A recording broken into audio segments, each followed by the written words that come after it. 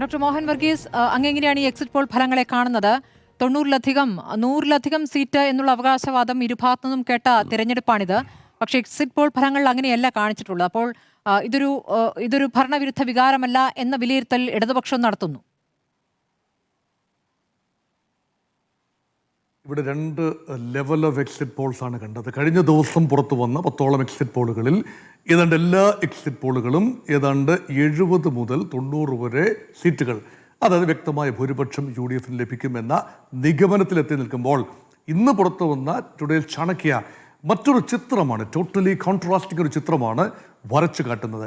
ആർക്കും കേവല ഭൂരിപക്ഷം ലഭിക്കില്ല. BJP ഒരു ഡിസൈഡിങ് ഫാക്ടറായിട്ട് വരും, ഒരു സിറ്റുവേഷനാണ്, അങ്ങനെ വരും എന്ന് കാണിക്കാൻ പ്രത്യേകിച്ച് സ്ഥിതിവിവരക്കണക്കുകളൊന്നും തന്നെ അതിന് ഉപോത്ബലകമായി ഉണ്ടെന്ന് ഞാൻ കരുതുന്നില്ല. ഇവിടെ ഭാരതീയ ജനതാ പാർട്ടിക്ക് 20% വോട്ട് എന്ന് പറയുന്നത് പാർലമെന്റിൽ ലഭിച്ചതിനേക്കാൾ 2024 ലോക്സഭാ തെരഞ്ഞെടുപ്പിൽ ലഭിച്ച 19.86% കൂടുതലാണ് എന്ന് പറയുമ്പോൾ അതിനുള്ള സാധ്യത ലോജിക്കലി കാണാനാവില്ല. കാരണം ഇത് സംസ്ഥാന നിയമസഭാ തെരഞ്ഞെടുപ്പാണ്. അവിടെ ഒരുപക്ഷെ UDF അല്ലെങ്കിൽ LDF എന്നതിലേക്ക് വോട്ടർമാർ ചുരുങ്ങുമ്പോൾ ദേശീയ ജനാധിപത്യ സഖ്യത്തിന് ലോക്സഭയിൽ ലഭിച്ച തരത്തിലുള്ള ഒരു മാൻഡേറ്റ് ലഭിക്കാൻ സാധ്യത കുറവാണ്.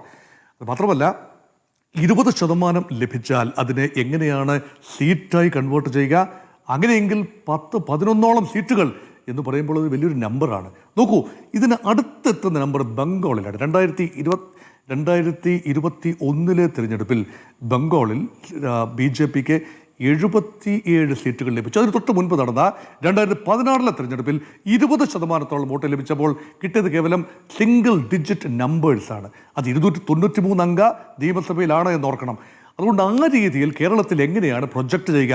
ഈവൻ 20 ആർഗ്യുമെന്റിന് വേണ്ടി 20% വോട്ടുകൾ ലഭിച്ചാൽ പോലും അത് സീറ്റായി പ്രൊജക്റ്റ് ചെയ്യുന്നത് എങ്ങനെയാണ്? പ്രത്യേകിച്ചും ഭാരതീയ ജനതാ പാർട്ടിയുടെ കേരളത്തിലെ സ്ട്രാറ്റജി കാർഡടച്ച് വെടിവെക്കുക എന്നതല്ല, മറിച്ച് സെലക്ട് കോൺസ്റ്റിറ്റ്യുവൻസീസിൽ പ്രത്യേകിച്ച് 30,000+ വോട്ട്സ് ലഭിക്കുന്ന മണ്ഡലങ്ങളിൽ കൂടുതൽ ശ്രദ്ധ കേന്ദ്രീകരിക്കുകയും A ക്ലാസ് മണ്ഡലം, A+ ക്ലാസ് മണ്ഡലം എന്നിങ്ങനെ തിരിച്ചുകൊണ്ട് അങ്ങനെ ശ്രദ്ധ കേന്ദ്രീകരിച്ച് ഒരു 30-40 മണ്ഡലങ്ങൾ ശ്രദ്ധ കേന്ദ്രീകരിക്കുകയും അതിൽ തന്നെ ഏതാണ്ട് 10ഓളം മണ്ഡലങ്ങളിൽ വലിയ ശ്രദ്ധ കൊടുക്കുകയും ചെയ്യുക എന്ന സ്ട്രാറ്റജിയാണ്. അവിടെയാണ് pooling of the resources together to ensure that there is some impact at least.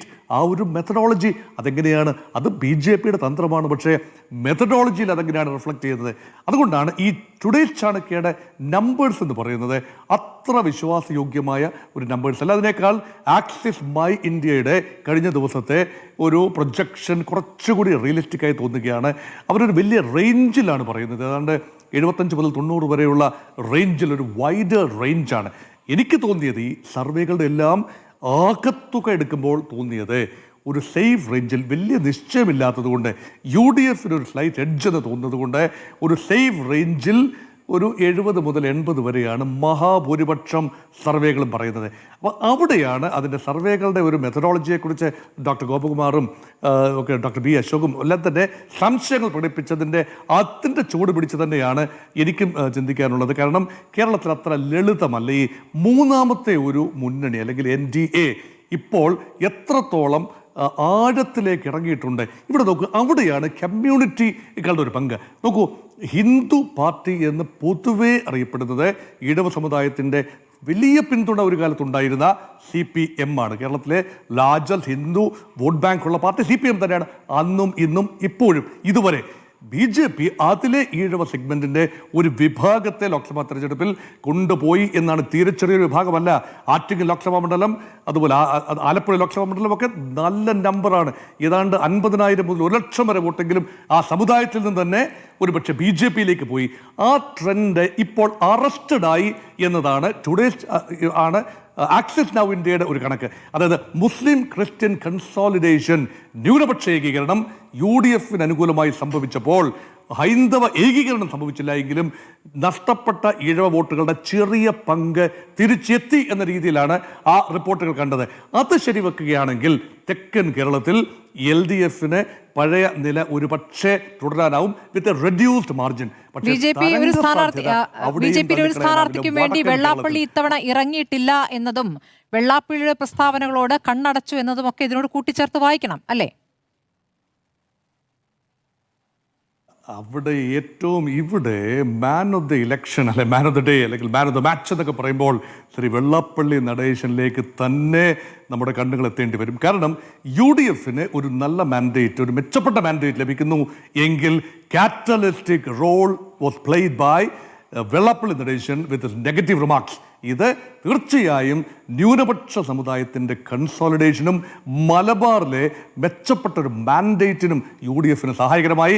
മധ്യ കേരളത്തിൽ FCRI സംബന്ധിച്ച ഒരു അനിശ്ചിതത്വം ലാസ്റ്റ് മിനിറ്റിൽ BJPക്ക് ലഭിക്കാവുന്ന ഒരു ക്രിസ്ത്യൻ വോട്ടിൻ്റെ ചെറിയൊരു പങ്ക് UDF വരുന്നു എന്ന ഒരു നിഗമനമാണ്. അതുപോലെ 2020 ഇവിടെ പലപ്പോഴും നമ്മൾ അണ്ടർ എസ്റ്റിമേറ്റ് ചെയ്യുന്നൊരു ഫാക്ടറാണ് T20. എറണാകുളം ജില്ലയിൽ ചില മേഖലകളിൽ സ്വാധീനമുണ്ടെന്ന് നമ്മൾ കരുതുകയും എന്നാൽ അവിടെയും ന്യൂനപക്ഷ വോട്ടുകളാണ് പലപ്പോഴും മുസ്ലിം ക്രിസ്ത്യൻ നഷ്ടപ്പെട്ടു പോയല്ലോ. അതുപോലെ തന്നെ 2020ക്ക് പഴയ രീതിയിൽ ആ രീതിയിൽ വോട്ട് സമാഹരിക്കാനാവില്ല. ഇല്ല, അത് NDAയിലേക്ക് വരുമെന്നതിന് ഒരു സൂചനയുമില്ല. NDAയിൽ പ്രവർത്തിക്കുന്ന T20ക്ക് സ്വതന്ത്രമായി നിൽക്കുന്ന ഇൻഡിപെൻഡൻ്റ് നിൽക്കുന്ന T20യേക്കാൾ ശക്തി ഒരുപക്ഷെ കുറവായിരിക്കും. അതുകൊണ്ട് കൃത്യമായി ആ വോട്ട് കൂട്ടാൻ BJP പ്ലസ് T20 എന്ന് കൂട്ടുന്നത് അബദ്ധമായിരിക്കും. അങ്ങനെ മൾട്ടിപ്പിൾ ഫാക്ടേഴ്സ് ഉണ്ട്. ഇതൊന്നും പരിഗണിക്കാതെ ഒരു സർവേയിൽ ഇത്ര സീറ്റുകൾ പ്രൊജക്ട് ചെയ്യുന്നു എന്ന് പറഞ്ഞാൽ അത് കണ്ണടച്ച് നിലം തൊടാതെ വിഴുങ്ങാൻ പറ്റുന്നതല്ല എന്നതാണ് എൻ്റെ അഭിപ്രായം.